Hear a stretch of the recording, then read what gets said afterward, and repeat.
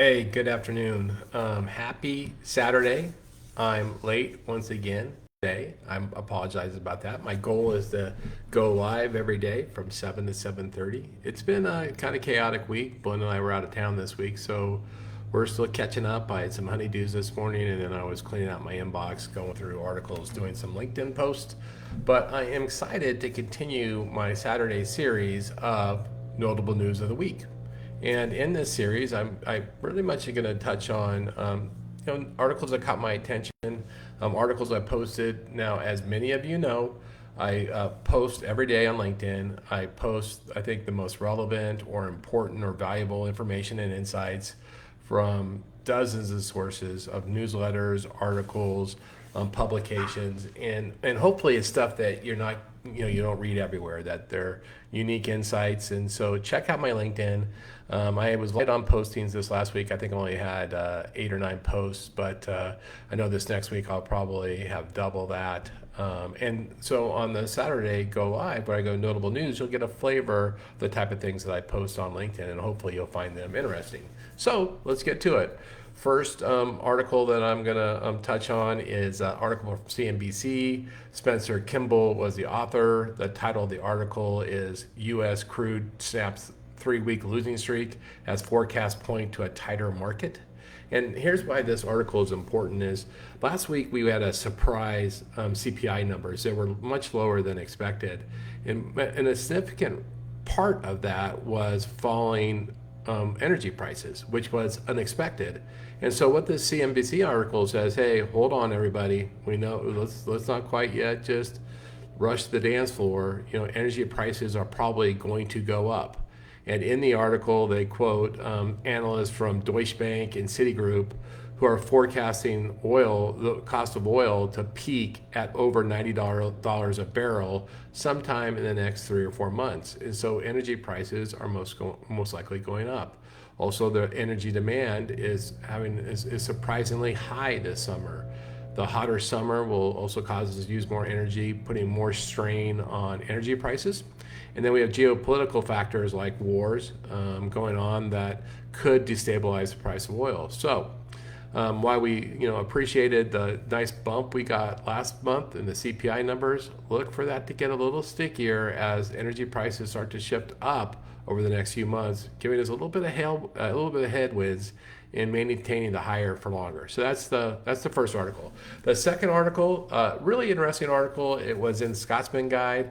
The original resource was Redfin. The name of the article was over 60% of listings went stale in May, according to Redfin. And Arnie, I always say your name wrong, Aureliano, is the writer of the article. I think he actually writes almost every mortgage article for Scotsman Guide, so we'll just call him Arnie in the future. And in this article, very interesting, they said that, look, about 61.9% of all listings are now on the market for at least 30 days.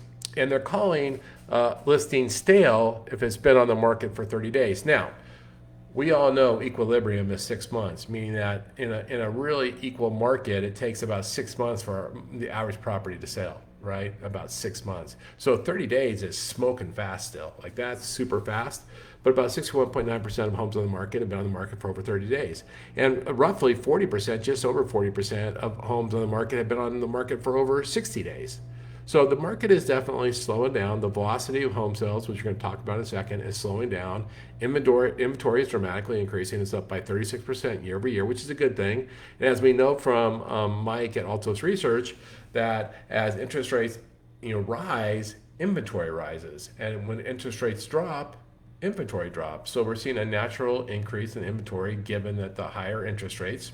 Some of the other statistics from Arnie's article was... well, I think that really was most of it. The only thing is that the number of homes that have gone stale listings in 30 days and 60 days are about the same as they were last year, but they're significantly up from 2 years ago. So 2 years ago, we have twice as many stale listings today than we did 2 years ago. But we have the same as last year. So pretty much the same, kind of an interesting concept. It just goes to tell you how we've changed our opinion of what's a healthy market. If a house doesn't sell the first day, we're like, oh my gosh, what the heck is happening?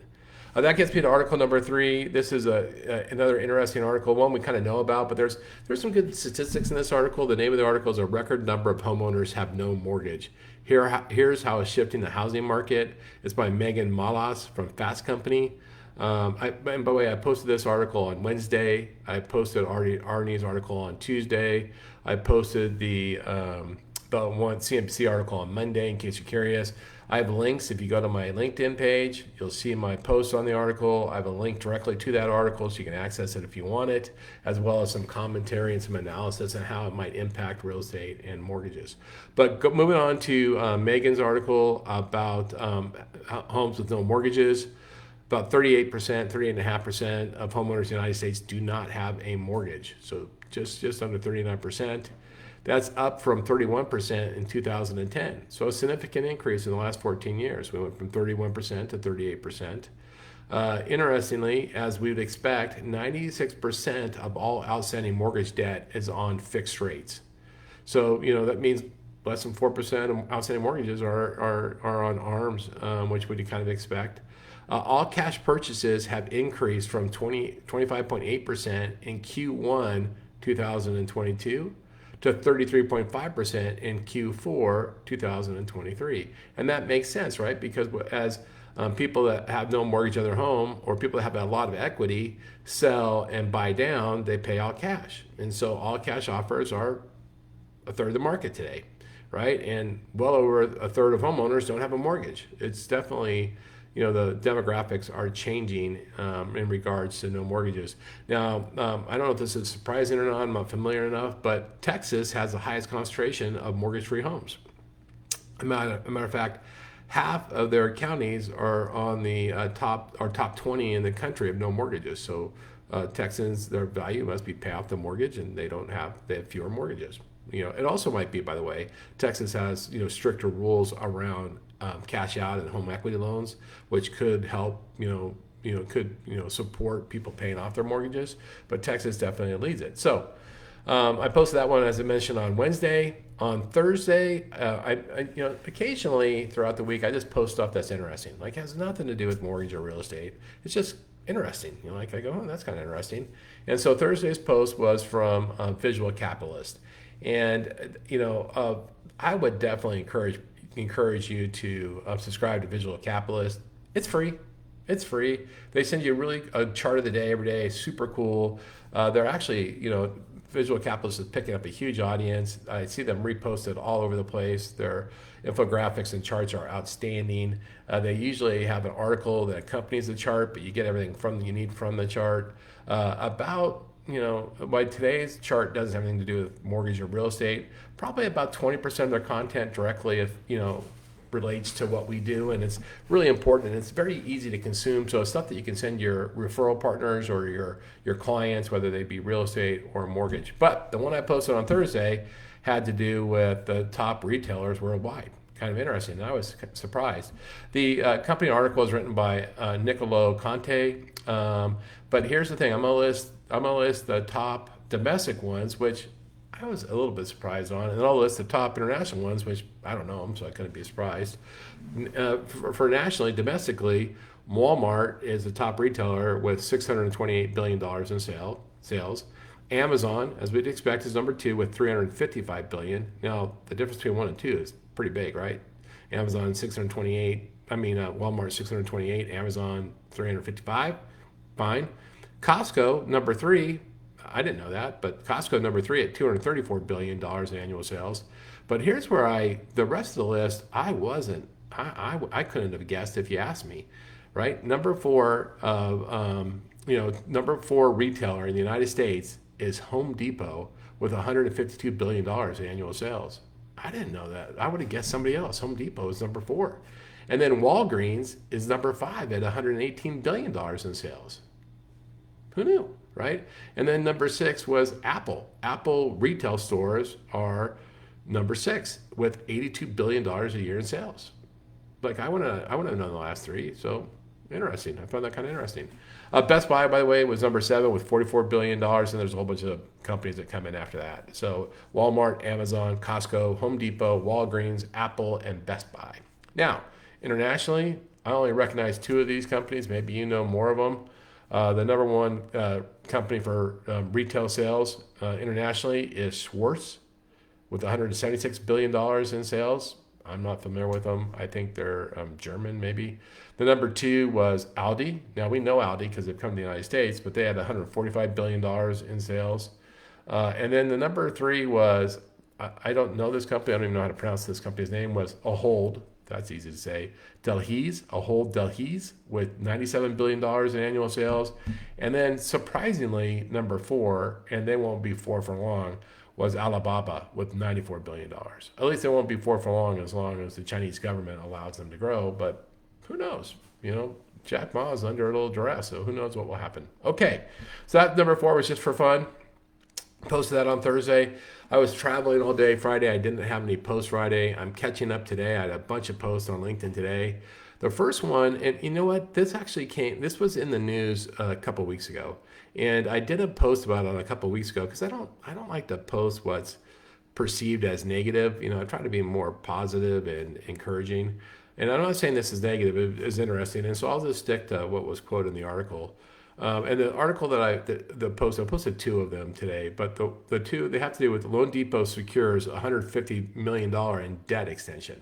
So they essentially refinance debt, right? And the article was in Housing Wire. Favia Furlan Nunez wrote the article. And so they refinanced a maturing note. They also got some additional liquidity, which apparently they need. But the thing that not the distressing, but the part to pay attention to is that they paid a premium to refinance this note and to get additional liquidity. They're paying anywhere between 6.5% to almost 9%. And why that's important is because their peers paid a lot less. Mr. Cooper, PennyMac, Rhythm Capital did similar refinancing and notes and paid significantly less, like a third less. And then loanDepot had to settle to a 2-year term with their note, maturing in 2027. They're extending from 2025 to 2027. It's essentially a 2-year note. When their peers did 5-year notes, and so the analysts like BTIG and Moody's really suggested that this higher cost of debt reflects the financial stress the company is under. And of course, if you're a mortgage company under financial stress, and I'm sure loanDepot is perfectly fine, but it's still scary to see in the news, right? It seems like, they're really trying to build the bridge or extend the bridge to get them over to the other side of this market. They're still losing money. I think they lost $38.5 million last quarter. If the industry's lost money 8 quarters in a row, my guess is loanDepot has kind of led that train. But anyway, so 2 articles, Housing Wire about loanDepot. If you're interested, you can get the links to them from my LinkedIn. Now, Housing Wire is behind a paywall, so I try to provide plenty of details in my post so that if you can't access the Housing Wire articles, you can get the gist from my post. If you are in real estate or mortgage, I firmly believe you should subscribe to Housing Wire. It's like $100 a year or something. And then if you get a discount if you go to their conferences, it's well worth it. But that was number 6. Number 7 is interesting and not surprising, but interesting. This was another Housing Wire article, and Flavia wrote this article also. The title of the article is "Don't Expect a Ramp Up. Fannie Mae Trims Estimates for Home Sales." Now, Fannie Mae doesn't determine what happens. All they're doing is giving us a forecast, which could be true, could not be true. But it's interesting to see what they did. And it was Fannie's Economic and Strategic Group. It's called the ESR Group. Adjusted their forecast down for a total number of units sold this year from 4.89 units to 4.82 units. So not huge, but not good, 70,000 less units. They lowered their forecast for total mortgage origination for 2024 down to 1.7 trillion. Which is up significantly from last year, but less than what they were expecting. And remember, going into the year, we expected about a 20% increase. And so 1.71 is right around that 20%. It's okay. And then they raised their expectations on what the average 30-year fixed interest rate will be in 2024. They believe the average will be 6.8%. And that next year, it will be 6.4%. And that's very much in line with Doug Duncan's forecast from the chief economist at Freddie Mac. And so that's starting to seem more like our reality. We're going to end the year around 7, and we're going to live next year at around 6.5. Now, all that could be thrown out the window with any type of economic disruption, and it could change in a heartbeat. I will tell you, I have a whole bunch of neat posts next week speaking to where interest rates can go, and I guarantee you it's going to give you some insights you're not thinking about. And there's certainly not voices that join the choir of interest rates are headed down. There's some contrarians on saying, hey, here's where you might have problems with interest rates going down. Really, really interesting stuff next week. All right, now going on to a different one. This is kind of interesting, and you gotta kind of go, how does that impact me? And that is article from Credit News by Sam Borghi, and the title. And by the way, this was in Chrisman's newsletter this morning, so I want to give him credit. That's where I saw it. The most and least affordable metros to raise a child. And just to get down to it, what this article says is the average cost of raising a child has risen to almost $23,000 a year. And it depends on where you live. Some places are more expensive. The most expensive places to raise children are San Francisco, San Jose, Boston, Bridgeport, and San Diego. The cheapest place to raise kids is like Wichita, El Paso, Lakeland, Florida, Jackson, Mississippi. So, and the difference between the least expensive and the most expensive, I think the least expensive is like 18,000. The most expensive is 30,000 or something. But let's just say the average is $23,000 to raise a kid per year. And we need to be sensitive to that. So when we help young families try to buy a home or get a mortgage, what drag on their ability to buy a home do children have, and how can we help them overcome that? Because if it costs over $400,000 to raise a child to adulthood, assuming they launch at adulthood, you're going to spend almost $500,000 on that. How do you offset that cost other than wages? One of the ways to offset that cost is through real estate. So helping somebody overcome the affordability issue, the short-term affordability issue, to have long-term security, and then the benefit of the investment over time is critical, and we need to make sure that we're serving those people, that's one of the reasons why I really highlighted that article. I talk about it in my post. A couple quick ones, and we're going to get out of here. The next one, kind of interesting, more single-family homes are being built for rental. That's where builders go out and build a ton of houses, and they just put them for rent instead of for sale. It's been a growing phenomenon over the last couple of years.